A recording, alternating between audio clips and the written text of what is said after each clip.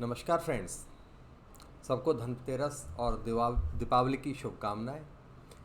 दिवाली के शुभ अवसर पर सोचा कि भगवान राम का त्यौहार है तो राम से रिलेटेड ही कुछ बात की जाए। सबको पता है कि राम विष्णु भगवान के अवतार हैं, तो दिमाग में एकदम ख्याल आया कि विष्णु भगवान के 10 अवतार को साइंस से क्यों नहीं लिंक करके समझा और समझाया जाए, लोगों की सोच बदली जाए, नास्तिक को आस्तिक में बदला जाए। तो देखते हैं हम लोग विष्णु भगवान के 10 अवतार को साइंस से कैसे रिलेटेड करें।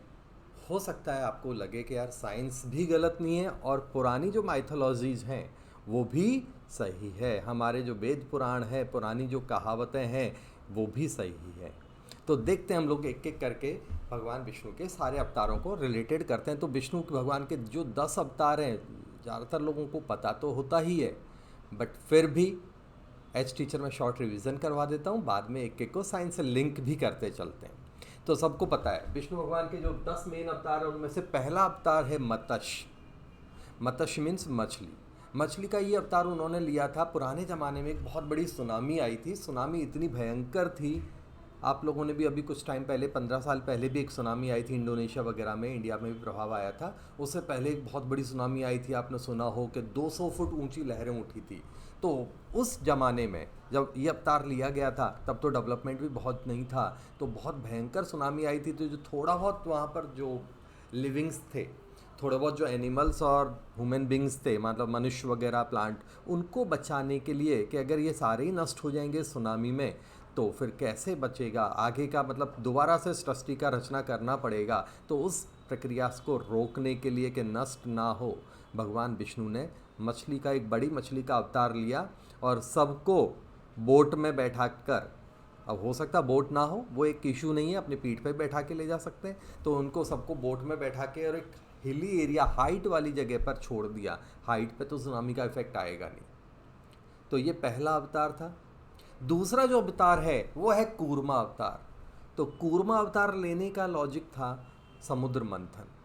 समुद्र मंथन की जरूरत क्यों पड़ी? तो पहले सबको अमर होने का बहुत शौक चढ़ रहा था।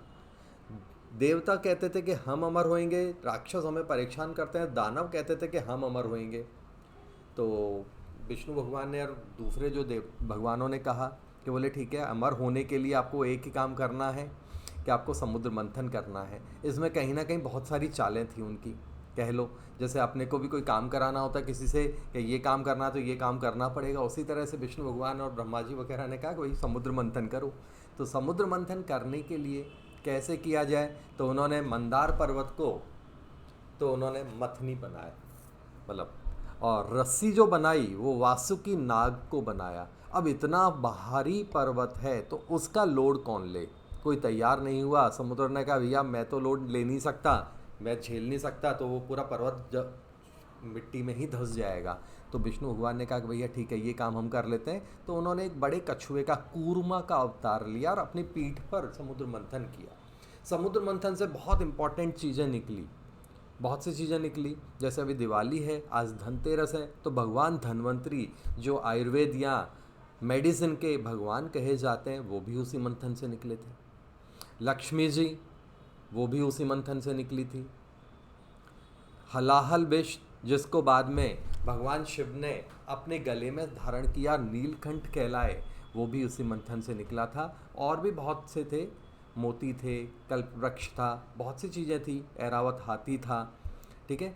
उसी की प्रक्रिया में सबसे लास्ट में, कोई भी काम करते हैं लास्ट में ही फल मिलता है, तो सबसे लास्ट में ही उसमें मिला था अमृत। तीसरा जो अवतार है वराह अवतार। तो सबने भक्त प्रहलाद का नाम सुना है, उनके फादर थे, उनके पिता थे हिरण्यकश्यपु, और उनके बड़े भाई थे हिरण्यकश्यपु के हिरण्याक्ष। तो हिरण्याक्ष ने क्या किया कि धरती को बाय प्रेशर, या कह लो कि धरती पे पानी बढ़ा दिया, या धरती को इतना प्रेशराइज किया कि धरती थोड़ा सा पानी के अंदर दब गई, जिसके हिस्टोरी हम पढ़ते हैं कि धरती को उन्होंने चुरा लिया। चुराने का लॉजिक तो मुझे भी समझ में नहीं आता, ठीक है, वो सबके अपने अपनी बात कहने का तरीका होता है, बट ठीक है, कोई ऐसा तो है नहीं कि छोटा मोटा बॉल है, फुटबॉल है, कि चुरा के कोई गायब हो गया। इतना बड़ा है तो चुराना तो पॉसिबल नहीं है, बट ठीक है कि उसको इस तरह से कर दिया कि धरती पानी के अंदर आ गई थोड़ी सी। तो अब धरती पानी के अंदर आ गई तो वाटर लिविंग्स जो हम लोग हैं, जितनी भी वहाँ पर प्रजातियाँ हैं, वो सब नष्ट होने का खतरा हो गया। तो उसको बचाने के लिए और हिरणाक्ष को मारने के लिए भगवान ने वराह अवतार, वराह मीन्स जंगली सुअर बोलते हैं अपनी सिंपल लैंग्वेज में, वो अवतार लिया और धरती को आप देख रहे हैं डायग्राम में पुश भी किया, जिससे धरती वापस सरफेस के ऊपर, पानी की सरफेस के ऊपर आ गई। अगला जो अवतार लिया भगवान ने, वो लिया था नरसिम्हा अवतार। प्रहलाद जो थे, उनके फादर थे, वो उस टाइम के बहुत बड़े टेररिस्ट थे, आज की भाषा में कहें तो बहुत बड़े आतंकवादी थे। वो ये कहते थे कि भैया मैं भगवान हूँ, विष्णु कोई नहीं है। विष्णु से उनको चिढ़ थी, तो विष्णु कोई नहीं है, मैं विष्णु हूँ, मैं भगवान हूँ, सब मेरे को पूजो। और उनका लड़का खुद का घर में ही, मतलब यहाँ तो दाल नहीं गल रही थी, लड़का कहे कि मैं तो विष्णु का भक्त हूँ। तो उन्होंने अलग अलग तरह की यातनाएं दी, फिर भी वो नहीं माने। तब उनको मतलब मारने के बहुत सारे प्लान किए, होलिका दहन भी इसी कैटेगरी में आता है। तो उनको मारने के लिए नरसिम्हा अवतार, नरसिंह अवतार लेना पड़ा। अब नरसिंह अवतार ही क्यों लिया? तो हिरण्यकश्यप ने क्या किया था, ब्रह्मा जी की तपस्या करके एक वरदान लिया था कि ना मैं दिन में मरूँ ना रात में मरूँ, ना घर के बाहर मरूँ ना अंदर मरूँ, ना ज़मीन पे मरूँ ना आसमान पे मरूँ, ना कोई शस्त्र मेरे को मार सके ना कोई अस्त्र मार सके। तो इस तरह का उन्होंने पहले तो अमर होने का वरदान मांगा। जब ब्रह्मा जी ने अमर होने का वरदान देने से मना कर दिया कि भैया अमर होने का हक तो केवल और केवल हम त्रिदेवों को है, हमारे अलावा कोई भी अमर नहीं है, तब अमर होने का वरदान नहीं मिला। तो उन्होंने कहा भैया ऐसा वरदान लो कि कोई मेरे को मार ना पाए। तो ब्रह्मा जी ने तथास्तु कह दिया, बट वो तो सुपर पावर है त्रिदेव। तो उन्होंने कहा भाई हम वरदान दे रहे हैं तो उसका काट भी हमारे पास होता है। तो उन्होंने नरसिम्हा लिया और मारने के टाइम बताया कि भैया आप देखो, ना दानव से मर रहा है ना मानव से, ना पशु से मर रहा है ना इंसान से, मैं हाफ मैन हाफ लॉइन हूँ, आधा आदमी हूँ आधा नरसिंह हूँ। उन्होंने अपनी पैरों पे रख के मारा, दहलीज पे मारा। बोले ना घर के बाहर मर रहा है ना घर के अंदर मर रहा है, ना ज़मीन पे मर रहा है ना आसमान में मर रहा है। अपने नाखूनों से, शेर के नाखून बहुत पावरफुल होते हैं, तो उनसे उसको चीर डाला। बोले ना शस्त्र से मर रहा है ना अस्त्र से मर रहा है। इस तरह जितने भी उनके काट थे वो सब उन्होंने निकाल के और उसको मारा, जिससे वरदान भी फेल नहीं हुआ और सामने वाले का काम भी ख़त्म कर दिया। अगला जो अवतार था वो वामन अवतार था। वामन अवतार की ज़रूरत क्यों पड़ी, उसका लॉजिक था, वामन अवतार भक्त प्रहलाद के पोते थे राजा बलि। उन्होंने अपनी पावर से जो है स्वर्ग लोक को भी अपने अंडर में ले लिया। उस टाइम तक केवल दो ही लोक होते थे, भूलोक मतलब पृथ्वी और स्वर्गलोक। तो स्वर्गलोक को अपने अंडर में ले लिया तो बेचारे देवता बेघर हो गए। अब वो बेघर होते थे, जब भी उनको कोई बड़ी प्रॉब्लम होती थी तो भगवान विष्णु के पास ही जाते थे, क्योंकि पालनहार विष्णु है। तो उनके पास जाते थे और बोलते थे कि भैया अब हमारे घर का कोई अरेंजमेंट करो, हमारी प्रॉपर्टी हमें वापस दिलाओ। तो उसका लॉजिक निकालते हुए विष्णु ने वामन अवतार लिया और 3 पग जमीन राजा बलि से यज्ञ के टाइम मांगी। उस 3 पग जमीन को देने से शुक्राचार्य ने मना किया। शपथ लेने के टाइम शुक्राचार्य कमंडल, जो पानी का बड़ा जग जैसा होता है ना जिसके पाइप से पानी निकलता है, उस कमंडल में आके बैठ गए। विष्णु जी समझ गए कि शुक्राचार्य शपथ लेने से रोक रहा है राजा बलि को, तो उन्होंने तिनका डाला और तिनका डाल के उस कमंडल के पाइप में तिनका डाला। तिनका जो है शुक्राचार्य की आँख में लगा। आँख में लगते ही शुक्राचार्य की आँख फूट गई। तड़पड़ाते हुए वो कमंडल से बाहर निकल गए। बोले भाड़ में जाओ, तुम मेरे को क्या पड़ा है, देना तुर को दे तू। तो उन्होंने शपथ ली 3 पग जमीन की। 3 पग में एक पग से उन्होंने पूरी पृथ्वी नाप दी, दूसरे पग से उन्होंने स्वर्ग को नापा, तीसरा पग बोला अब कहाँ रखूँ। वामन भगवान ने कहा बलि को, भैया तीसरा पग अब कहाँ रखूँ। तो बलि ने कहा भाई सब कुछ जो था वो तो आपने ले लिया, तो मेरे पास तो कुछ बचा नहीं, अब तो मैं अकेला बच्चा हूँ। तो बोले आप मेरे सर पे रख दो। तो आप यहाँ देख भी रहे होंगे कि सर पे तीसरा पैर रखा हुआ है, तो वो इसी बात को बता रहा है। और उसको इतना प्रेशर डाला, इतना फोर्स के साथ पैर रखा कि राजा बलि नीचे ज़मीन के बहुत हज़ारों मीटर नीचे चले गए और वहाँ पर एक नए लोक का निर्माण हो गया। उस टाइम से ही पाताल लोक। पाताल लोक इससे पहले कहीं अस्तित्व में नहीं आता था, उस टाइम ही पाताल लोक का निर्माण हुआ। और राजा बलि को अमरता का वरदान देके पाताल लोक का परमानेंट राजा भी बना दिया भगवान विष्णु ने, ठीक है। और सारे जो राक्षस दानव इस तरह के जो भी मतलब टेररिस्ट गतिविधियाँ उस टाइम करते थे, आतंकी गतिविधियाँ, उन सबको पाताल लोक में शिफ्ट कर दिया कि भैया अब तुम्हें वहीं रहना है, ऊपर आओगे तो तुम्हारे लिए प्रॉब्लम आएगी, मतलब तुम्हारा हाउस अब पाताल लोक है। इसलिए आप देखते हो कि जब हम धरती को खोदते हैं तो उसमें से जो मतलब हानिकारक जो एनिमल्स होते हैं वो निकलते हैं, सांप बिच्छू ऐसे पॉइजनस एनिमल, तो यही माना जाता है कि वो दानवों के ही रिप्रेजेंटेटिव है। उसके बाद अगला जो अवतार है वो है परशुराम।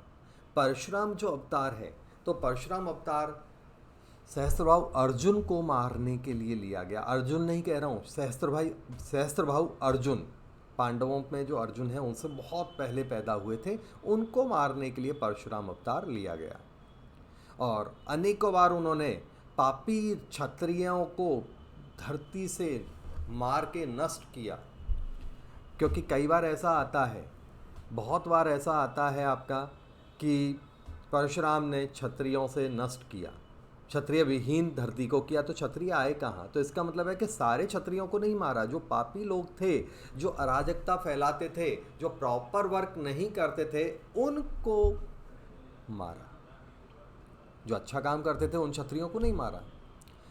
परशुराम के बाद अगला है संपूर्ण अवतार राम, भगवान राम। उसकी स्टोरी सबको पता है तो ज़्यादा टाइम नहीं लगाएंगे। राम रावण, इसी के चक्कर में दिवाली मनाई जाती है, ठीक है। उसके बाद अगले जो अवतार हैं वो है भगवान कृष्ण। कृष्ण की स्टोरी, बाल लीलाएँ, कृष्ण का नटखटपन सबको अच्छी तरह से पता है। राम और कृष्ण मोस्ट पॉपुलर अवतार हैं, तो इन पे हम जो लोग बहुत ज़्यादा एनर्जी नहीं लगाएंगे, ठीक है। उसके बाद बुद्ध धर्म का जहाँ से प्रारंभ हुआ वो थे भगवान बुद्ध। ये है नवे अवतार। यहाँ से भगवान बुद्ध ने जो संदेश दिए, उन संदेश को जिन्होंने फॉलो किया, उन्होंने एक तरह से नया धर्म बना लिया बुद्ध भगवान के कारण ही, और उस धर्म का नाम हुआ बौद्ध धर्म, ठीक है। तो ये बौद्ध धर्म एक तरह से निकला है कहाँ से? हिंदू धर्म से ही निकला है। वैसे भी कोई भी धर्म है, सनातन धर्म या हिंदू धर्म से ही निकला हुआ है। कुछ लोग यहाँ पर भगवान महावीर दिगंबर जैन जो है, जैन धर्म के जहाँ से निकले हुए हैं भगवान महावीर, तो उनको भी विष्णु भगवान का अवतार मानते हैं, तो अच्छी बात है, ठीक है। तो यहाँ पर अलग अलग बातें निकलती है। और लास्ट जो अभी अपकमिंग है, जो अभी आए नहीं है बट आने वाले हैं, वो है कल्कि अवतार। सबने सुना हुआ है कि सफ़ेद घोड़े पे बैठ के आधा शरीर, मतलब आधा मशीन और आधा इंसान शरीर लेके, और अपनी तलवार से उस टाइम के जो उपद्रवी लोग होंगे, उस टाइम के टेररिस्ट होंगे, पापी लोग होंगे, उनका नाश करके और कलयुग की समाप्ति करने के लिए होगा कल्कि अवतार। तो ये मैंने शॉर्ट में अवतारों वाली बातें आपको बताई। अब अवतार के बाद बात आती है यहाँ पर इनका विकास या एवोल्यूशन थ्योरी से क्या संबंध है। तो बहुत सिंपल सी बात है, हम लोग एवोल्यूशन की बात करते हैं तो एवोल्यूशन में सबको पता है कि डार्विन की थ्योरी कहती है सबसे पहले फिश थे, जलीय जंतु थे, पहले जल था, जल में जलीय जंतु पैदा हुए जिनको हम लोग फिश कैटेगरी में लेते हैं। तो फिश अवतार पहला अवतार है, डार्विन का इस कंसेप्ट को प्रूव करता है। धीरे धीरे डेवलपमेंट हुआ, फिश से आगे गए तो हम बन गए रेप्टिलियन कैटेगरी में, उभयचारी, मतलब जो धरती और पानी दोनों में अपने आप को जीवित रख सके, दोनों में रह सके, और उसका फॉर्म था आपका कूर्म अवतार, कच्छप अवतार। तीसरा जो अवतार था आपका वो था कि यहाँ से पानी से बाहर निकलने की हमें प्रैक्टिस हो गई, उसके बाद हम लोग आगे चल रहे हैं, तो आगे हम आए वराह पर। वराह मैमल्स बन गया, वो पानी के अंदर नहीं ज़मीन पे रहने वाला था, मैमल कैटेगरी में, स्तनधारी। अब मैमल से ह्यूमन बीइंग बनने का रास्ता आया, मतलब मनुष्य बनने का रास्ता आया। तो ये मैमल से आधा मैमल ये है और आधा ह्यूमन बीइंग है, अपने नरसिम्हा अवतार। मतलब ये अभी मैमल हैं, मतलब पशु हैं अभी भी, और उससे मानव शरीर की तरफ कन्वर्ट हो रहे हैं। तो ये इस बात को बता रहे हैं कि धीरे धीरे करके देखो डेवलपमेंट हो रहा है। उसके बाद मानव शरीर यहाँ आने लगा, लेकिन यहाँ पर वामन अवतार के फॉर्म में मानव शरीर पूरी तरह आ चुका है, बट अभी डेवलप नहीं है। प्राइमरी लेवल के जो पहले के ज़माने के बौने, वामन का मतलब बौना ही होता है, तो पुराने टाइम में जो बौने लोग होते थे वो अवतार है वामन अवतार। तो ये वामन अवतार की बात हुई। वामन अवतार के बाद अब डेवलप फॉर्म चालू हुई, मनुष्य की या ह्यूमन बीइंग की डेवलप फॉर्म का पहला रिप्रेजेंटेशन किया परशुराम ने। परशुराम ये पहले ऐसे मेंबर हैं जो मनुष्य फॉर्म के डेवलप फॉर्म के रिप्रेजेंटेटिव हैं।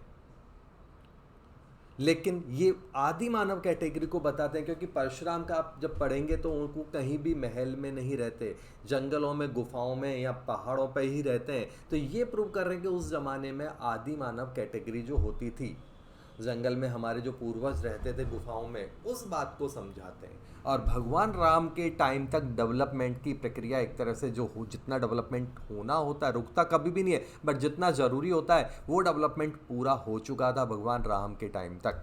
तो इसीलिए राम को संपूर्ण अवतार भी बोला जाता है, पुरुषोत्तम राम भी बोला जाता है, क्योंकि ये अवतार एक तरह से अपने आप में पूरा था। इसके बाद अब डेवलपमेंट हो गया, अब माइंड ज़्यादा एक्टिव होने का काम आ जाता है। ज़्यादा एक्टिव जब कोई होएगा तो जैसे हम हमारी लैंग्वेज में कहते हैं चंट चालाक हो गया, शाना हो गया। तो भगवान कृष्ण इसके सबसे अच्छे एग्जाम्पल है। उन्होंने किसी भी काम को कैसे निकालना है, साम दाम दंड भेद, ये सब काम भगवान कृष्ण से अच्छे किसी ने नहीं किए। उनकी बालपन की चोरियाँ, माखन चोरी, मटर गश्ती, ये क्या डेवलप के बाद एडवांस डेवलप फॉर्म जो है उसका रिप्रेजेंटेशन करते हैं। तो इसका मतलब भगवान कृष्ण और ज़्यादा डेवलप फॉर्म हो गए राम के बाद, मॉडर्न कैटेगरी जिसे कहते हैं। बुद्धा, उन्होंने एक शांति के मैसेज दिए, डेवलप फॉर्म तो थे ही, लेकिन वो मस्ती कर कर के, कृष्ण वाली मस्ती कर कर के, वो जब कोई थक जाता है ना मस्ती करने के बाद, तो एकदम शांति वाली फॉर्म में आ गए कि अब भैया हमें शांति चाहिए। तो बुद्धा उसको रिप्रेजेंट करते हैं। उसके बाद अगला जो फॉर्म है वो है हमारा कल्कि अवतार। और कल्कि अवतार कहा जाता है कि यह आधा मानव आधा मशीन है। बिल्कुल सही बात है। अगर हम आज अपने आप को देखते हैं तो हम भी 50-50 तो हो ही चुके हैं। बिना मोबाइल, बिना लैपटॉप, बिना मतलब गूगल के, बिना मशीनों के हम लोग अटके रहते हैं। आपका लैपटॉप बंद हो जाए, आप कहोगे मैं कुछ कर ही नहीं सकता, आज मोबाइल में ही सारा डेटा है। तो आधा मशीन तो है ही है। और मॉडर्न जो टेक्निक की अभी मूवीज़ बन चुकी हैं, बन रही हैं लगातार, रोबोट वगैरह में। रोबोट क्या है? मूवीज़ ऐसी मूवीज़ हैं जिसमें चिप डाल देते हैं, मशीन को ही इंसान को ही मशीन की तरह बिहेव कराया जाता है। मैं मूवीज़ का नाम नहीं लूँगा, वो आप समझ गए होंगे, बहुत सी मूवीज़ ऐसी हैं। तो वो ये क्या बता रही है कि अभी हम आधा मशीन और आधा मानव कैटेगरीज में तो आ ही चुके हैं। आने वाले टाइम में हमारे सबके शरीर में चिप इनबिल्ट हो जाने हैं, जैसे हम लोग एनिमल्स के अंदर करते हैं। उस चिप के बेसिस पे हम लोगों को सब कुछ आगे का आइडिया हो जाएगा। हमें मोबाइल रखने की ज़रूरत नहीं है, लैपटॉप की ज़रूरत नहीं, चिप से ही सारा काम हो जाएगा। तो ये आधा मशीन आधा मानव अवतार अगर हम माने तो पुराणों में 2000 साल पहले लिखा हुआ है। ये बात बिल्कुल सही आज भी साबित होती है, क्योंकि यहाँ तक के अवतार तो पुराने अवतार हैं। ये तो इसका मतलब वेद पुराण लिखे गए थे तब तक भगवान बुद्ध के अवतार हो चुके थे।